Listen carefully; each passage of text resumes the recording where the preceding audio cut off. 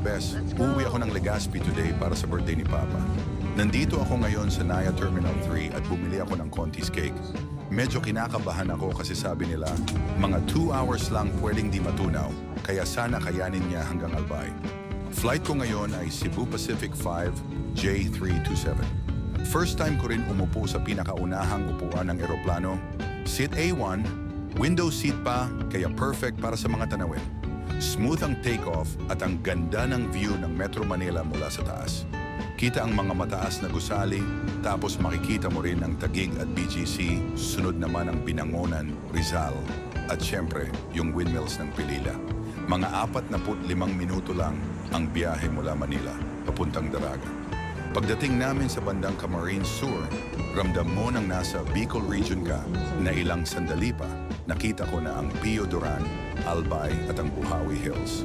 Dumaan din kami sa Donsol, Sorsogon area, tapos Jovellar, Albay na puno ng trees, lush greens at mga ilog.